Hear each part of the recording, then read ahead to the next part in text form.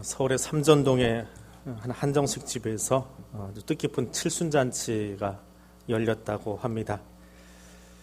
칠순잔치를 열고 있는 사람들은 30년 전에 호텔 주방에서 함께 보조로 일했던 남자들이라고 합니다.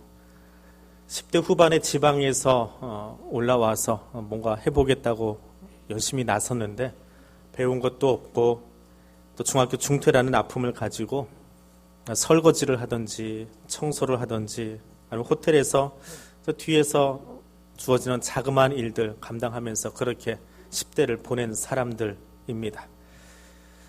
청량리에서 하루 일과를 마치고 국밥집에 가서 밥을 먹으려면 그 당시에 밥 한 끼가 500원인데 두 그릇 살 돈이 없어서 한 그릇 국밥을 사가지고 10대 청년 둘이 나눠 먹었다고 합니다. 국밥집 아주머니가 매일 그 청년들을 보면서 한 그릇에다가 2인분씩 담아가지고 나눠 먹을 수 있도록 그렇게 배를 해 주었다고 합니다. 그 국밥을 먹으면서 두 청년은 이 다음에 우리가 좀 여유가 생기면 우리도 저 아주머니처럼 이렇게 나누어 주면서 살자 손가락을 걸었다고 합니다. 그리고 30년이 지나서 그 청년들이 40대가 되었을 때에 남편과 사별하고 보증금 800에 월세 10만 원짜리 사글세방에 사는 이 할머니 그리고 그 친구들 50여 명을 모아서 함께 칠순잔치를 해주게 되었다고 합니다. 어느 약속이 되었든지 간에 사소하거나 혹은 무시할 만큼 작은 약속은 없습니다. 그러하기에 지켜진 약속만큼은 칭찬받아 마땅합니다. 예레미야 33장은 하나님께서 이스라엘 백성의 회복과 그들을 위해서 한 가지가 나올 것을 이야기해 주고 있는 책입니다. 국가 패망이라고 하는 큰 슬픔 속에서 유다인들이 살아남을 수 있었던 것은 하나님이 그 약속에 신실하셨기 때문입니다. 하나님은 자신의 약속을 위반하지 않으셨습니다. 예레미야 33장은 유다의 회복을 예언한 30장부터 이어지는 예언의 한 부분입니다. 그래서 이 33장을 위로의 책이다 하는 말로 부르기도 합니다. 이 책 속에는 민족의 장래와 또 그것을 희망적으로 보여주고 싶은 하나님의 마음이 예레미야를 통해서 선포되고 있습니다. 예레미야는 이 예언이 확실한 것을 보여주기 위해서 몇 가지 행위 예언을 하는데 여기서도 예외는 아닙니다. 예레미야는 자기 고향에 밭을 사는 행위 예언을 합니다. 전쟁과 난리통에 국가 패망이라고 하는 현실 앞에서 땅을 사면 뭐 하겠습니까? 나라를 빼앗기고 나면 그 모든 서류도 땅도 내 것이 아닐 텐데 말입니다. 근데 예레미야는 여호와의 명령대로 자기 고향 아나돗에 땅을 삽니다. 소망이 없어 보이는 부질없어 보이는 그런 행동이지만 하나님이 약속하시면 반드시 되어진다.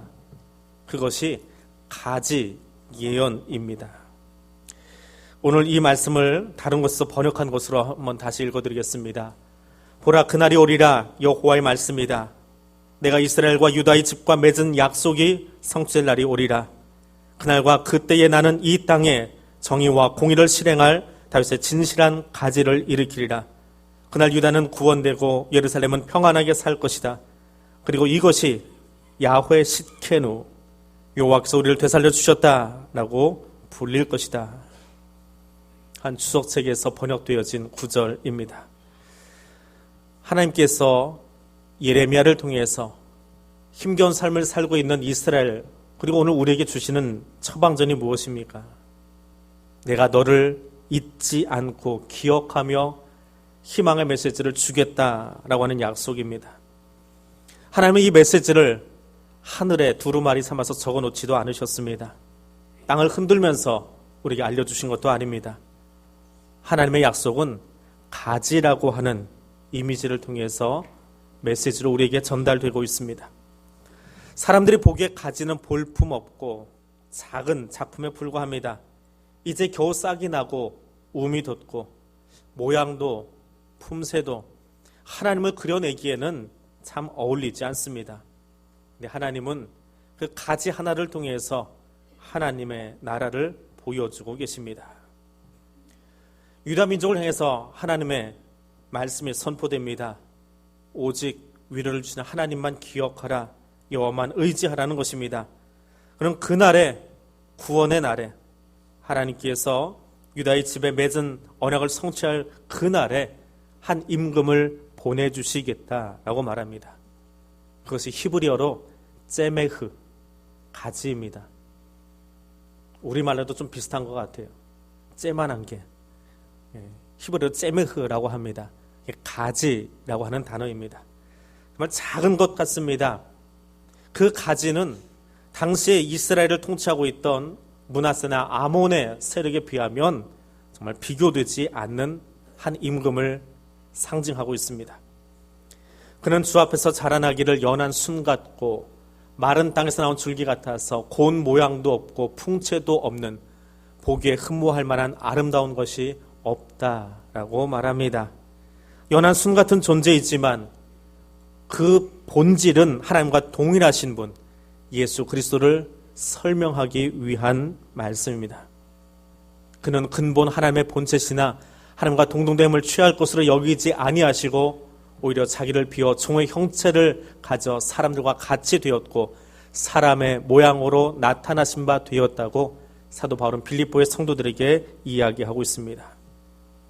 구원자로 오셔야 될 하나님께서 사람의 모양으로 나타나시니까 원줄기 나무하고는 비교되지 않는 연한 순 같은, 가지와 같은 그런 존재로 보인다라고 하는 것입니다. 예수님의 모습이 세상 사람들이 보기에는 참 약하고 보잘것없어 보입니다. 석가모니처럼 궁중에서 태어난 것도 아니라 말 구유 위로 오셨습니다. 공자처럼 정치계에서 한 나라의 정치 세상을 좌우할 만한 인물이 아니라 도리어 정치범으로 반역자로 몰려 십자가에서 죽고 말았습니다. 윤리시간의 배우는 세상의 성인 군자들 가운데에 배경도 삶의 모양도 가장 힘이 없고 기반이 없습니다. 그러나 가지같이 그 연약한 존재가 바로 하나님의 성육신하신 모습입니다. 하나님은 연약한 우리의 삶을 이해하기 위해서, 함께하기 위해서 친히 이 땅에 오셨습니다. 하나님의 약속은 거대한 나무를 통해서, 힘 있는 제국의 권력을 통해서, 정치인을 통해서가 아니라 목수의 아들을 통해서 이끌어가고 계십니다. 그것이 가지라고 하는 것으로 나타난 것입니다. 내 삶은 누구의 위로가 필요할까요? 핵가족이 되어서 점점 가족의 범위가 줄어들고 있습니다. 예전처럼 한 집에 여러 세대가, 여러 가족이 모여 살지 않습니다. 점점 가족은 좁아지고 있습니다. 그런데 또 한편으로는 내가 형이라고, 누나라고, 언니라고 불러야 될 사람들은 더 많이 늘어나고 있습니다. 그리고 그 사람들과 또 다른 관계를 소통을 하면서 살아가야 됩니다. 법적으로는 주민등록번호에 저는 4사람밖에 없습니다. 가족관계 증명서 떼어야 5사람 등장합니다. 이것은 핵가족의 모습입니다.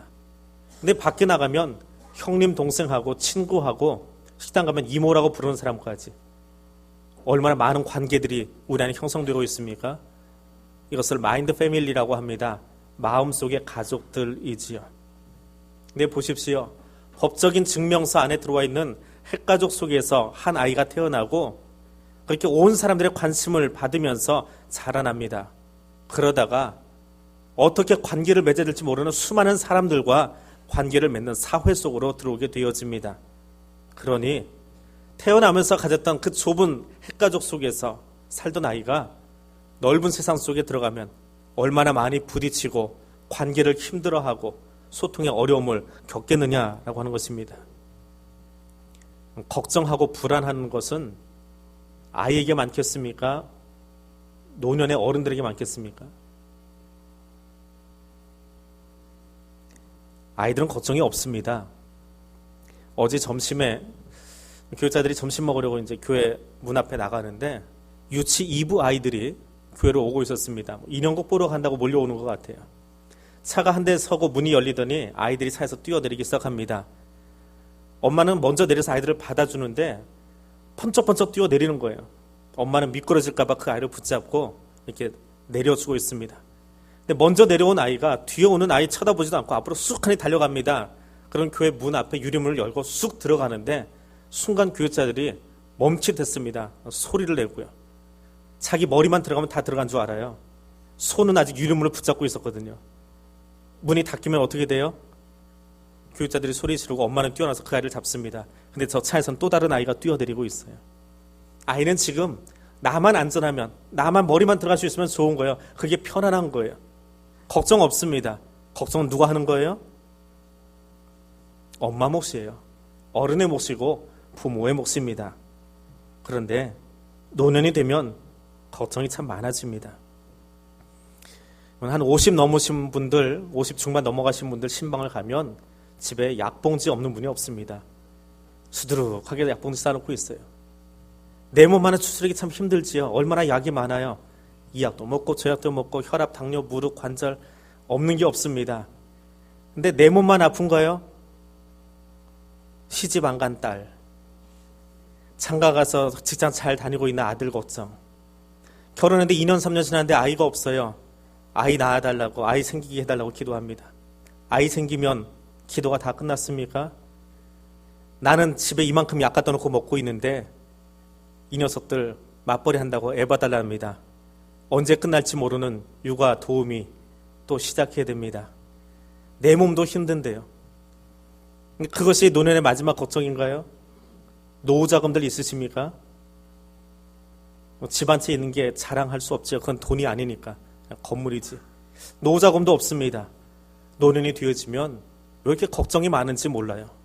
이런 걱정, 저런 걱정. 그런 우리들에게 하나님이 찾아오십니다. 어떤 모습으로 오셨다고요? 걱정 없는 아이의 모습으로. 왜요? 모든 문제를 다 해결해 줄 수 있는 현자의 모습으로 오지 않으셨습니다. 뚝딱하면 해결해 줄 수 있는 산신령처럼 도깨비 방망이 하나 들고 이 땅에 찾아오지 않으셨습니다. 천국은 어린아이의 것이기 때문에 말 구유 위로 어린아이 모습으로 찾아오셨습니다. 그리고 그 근심을 다 끌어안고 있는 우리들에게 찾아오셔서 예수님 이렇게 이야기하십니다. 너 이 정도면 최선을 다한 거야. 잘했어. 수고했어. 그 말 해주고 싶으셔서 찾아오셨습니다. 그것이 성육신하신 하나님의 마음입니다. 그것이 우리의 위로자 되어주시고 상담자 되어주시고 나의 사랑의 하나님 되어주신 하나님의 모습, 연한 가지의 모습입니다. 하나님이 우리에게 찾아오신 것처럼 우리 옆사람과 함께 손잡고 그렇게 인사하겠습니다. 옆사람 손잡으시고요. 하나님이 내게 말씀하시는 것처럼 옆사람에게 이야기해 보십시다. 여기까지 최선을 다해 살아오셨네요. 잘하셨습니다. 잘하셨습니다. 수고하셨습니다.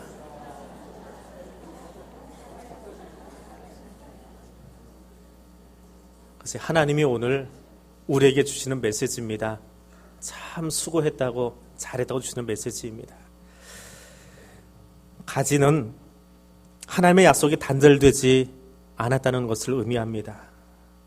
이스라엘의 회복을 말씀하시는 하나님은 부러지고 망가진 존재로서의 유대 나라, 그래서 연기만 뽀록뽀록 나고 있는 부직갱이 같은 잘려나간 그루터기 같은 곳에서 하나님의 나라를 일으키시겠다고 말씀하십니다. 자세히 보면 그 나무는 유다를 상징하는 것은 아닙니다. 여기 등장하는 나무는 다윗의 혈통을 따라서 나오는 가지를 말합니다. 하나님께서 아담 때부터 아브라함을 지나 다윗을 지나 예수에 이르기까지 믿음의 족보를 이어가신 것처럼 더 중요한 것은 하나님의 사랑의 약속을 이어간다라고 하는 의미입니다. 부러진 가지는 의미가 없습니다. 불쏘시개로 쓰일 뿐입니다. 약속해놓고 지키지 않으면 그것은 공약입니다. 그러나 하나님의 약속은 신실합니다. 그 약속은 미래에 이루어질 약속이 아닙니다. 신실하다라고 하는 말은 하나님이 약속에 대해서 당신이 하신 약속에 대해서 등 돌리지 않는다라고 하는 말입니다. 그러하기에 하나님이 약속하시면 이루어질 것입니다.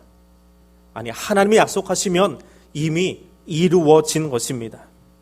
창조하시던 그때의 아담과 하와를 향해서 선포하신 구원의 메시지는 앞으로 일어날 사건이 아니라 지금 완성된 사건입니다. 주님의 약속은 하늘에서 떨어진 미래의 사건이 아니라 아담과 하와 이후로 우리에게 계속해서 주어지는 약속이고 우리가 붙들게 되어질 약속이고 임마누엘의 하나님과 함께하는 약속입니다. 가지는 그것입니다. 주님의 구원의 약속이 우리가 사는 사회와 동떨어져 있는 것이 아니라 우리를 늘 살피고 하나님의 약속이 지금 내 앞에 우리 가슴 가운데 있더라라고 하는 것입니다. 오늘 우리는 그 약속을 붙잡고 걸어가는 인생의 경주자들입니다. 오늘 여기 앉아있는 여러분들은 어떻게 여기까지 오게 되셨습니까? 누구는 모태신앙이기 때문에, 누구는 친구의 손에 이끌려서, 누구는 결혼해 보니까 그 집에 믿는 가정이어서 나오게 되었습니까? 중요한 것은 하나님의 예정 가운데에 하나님이 나를 선택하셔서 여기 앉혀 놓으셨다라고 하는 겁니다. 그리고 우리가 하나님 앞에 이를 때까지 하나님은 그 관계를 끊지 않으시고 항상 함께 해 주십니다. 2015년 한 해가 얼마나 많이 힘드셨습니까? 8월 달에 있었던 전쟁설들, 일본이 헌법을 새롭게 해석하면서 군사 대국화되어가는 주변의 모습들, 아니 무엇보다 메르스의 공포는 2015년을 참 힘들게 했습니다. 의료 선진국이라고 하는 이미지에 오점을 남겼고 대형 병원들은 수치감을 안을 수밖에 없었습니다. 나는 메르스 안 걸린 것 같은데 실상은 그 메르스 때문에 교회 안에 대형 모임도 갖지 못했고 친구 만나는 모임도 메르스 때문에 주춤할 수밖에 없는, 사실은 온 국민이 다 메르스에 한 번은 걸리고만 그런 2015년을 보냈습니다. 십자가 같은 삶이 따로 있습니까? 그것이 우리의 어려운 삶이었습니다. 거기서 보여줄 수 있는 믿음과 희망이 무엇입니까? 깜깜한 상황 속에서 하나님을 부를 수 있는 것이 믿음입니다. 십자가 위에서 내 영혼을 하나님께 맡긴다고 기도할 수 있는 예수님의 모습이 믿음이고 희망의 모습입니다. 거기 희망이 있습니다. 세상 사람들이 보기에 교회가 무기력하고 힘이 없다라고 말합니다. 2015년 전쟁설에 일본 군사 대국화에 메르스에 세월호 여파에 무슨 스캔들에 잔뜩 휩싸여 있는데 교회도 똑같이 힘겨워하고 있습니다. 다를 게 뭐가 있습니까? 그 말이 맞습니다. 교회는 다를 것 하나 없습니다. 세상 속에 있으면서 저들과 똑같이 살아가고 있습니다. 그런데 우리가 할 수 없기에 하나님을 바라볼 수 있는 것은 교회 밖의 사람과 우리의 가장 큰 차이점입니다. 하나님은 아기 예수로 찾아오셔서 연한 가지처럼 우리 가운데 찾아오셔서 절망 가운데 있는 사람들에게, 힘겨워하는 사람들에게 눈을 들어서 예수 그리스도를 바라볼 수 있도록 이끌어 주십니다. 힘들지만 하나님이 살아계시기에 살아낼 수 있다는 희망을 안겨주셨습니다. 그것이 기독교 신앙입니다. 하나님은 십자가 위에서 하나님의 약속이 결코 사라지지 않았음을 분명하게 보여주고 계십니다. 그리고 그 약하고 부끄러운 십자가 위에서 도리어 우리에게 영원한 생명을 최고의 선물로 안겨주셨습니다. 그 하나님 바라보는 대림들의 첫 주일 되실 수 있기를 바랍니다. 가지 아름다움은 그 가지가 원 나무에 붙어 있기 때문에 아름답습니다. 가지가 나무에 붙어 있지 않으면 죽고 마를 수밖에 없습니다. 주님의 구원이, 약속이 어디로부터 말미암습니까? 그것은 교회 멋들어진 위용이나 목사의 근엄함에서 나오지 않습니다. 나의 열심 있는 신앙생활에서 나오는 것 아닙니다. 주님의 약속은 하나님 스스로 한 것이기 때문에 변질되거나 퇴색하지 않습니다. 구원을 향한 하나님의 섭리는 내 모양을 따라서 내 행위로 된 것이 아니기 때문에 그렇습니다. 하나님의 일방적인 은혜로 된 것입니다. 구원받기 위해서 내가 준비한 것 아무것도 없습니다. 오직 하나님의 선한 의지를 따라서 오늘 저와 여러분이 이 자리에 있는 것입니다. 아무리 크고 멋있는 나무라고 할지라도 원줄기에서 부러져 나간 나무는 마르고 힘이 없이 비틀어져 버릴 뿐입니다. 그 안에 생명이 없기 때문에 그렇습니다. 그러나 하나님 스스로 일하셔서 위엄을 부여하신 그 약속은 변질되지 않습니다. 하나님이 없어지면 모를까 말입니다. 다윗의 집안에서 나온 작은 가지는 힘이 없어 보입니다. 연약해 보입니다. 그러나 그것은 하나님이 성육신하신 증거입니다. 비록 아기 예수의 모습으로 이 땅에 오셨지만 결코 작지도 않고 초라하지도 않습니다. 그 안에는 하나님이 함께 하시기 때문에 그렇습니다. 하나님 알지 못하는 사람들은 예수님이 누워있던 말구유만 바라봅니다. 하나님 알지 못하는 사람들은 세상이 알아주지 않던 목수의 아들 예수라는 이름만 듣습니다. 하나님 알지 못하는 사람들은 예수가 죽어간 십자가의 형틀만 바라봅니다. 그러나 우리가 바라보아야 할 것이 있습니다. 연한 순 같고 말구유 위로 찾아오셨고 십자가에서 죽으셨으나 부활하셔서 내게 영원한 생명을 선물로 주신 식지 않는 하나님의 사랑의 열정이 지금도 우리의 역사 속에, 구원의 역사 속에 흐르고 있음을 기억하실 수 있기를 원합니다. 오늘 본문의 공의로운 가지, 연한 순처럼 우리를 찾아오신 예수 그리스도를 기다리는 대림절 첫 주간입니다.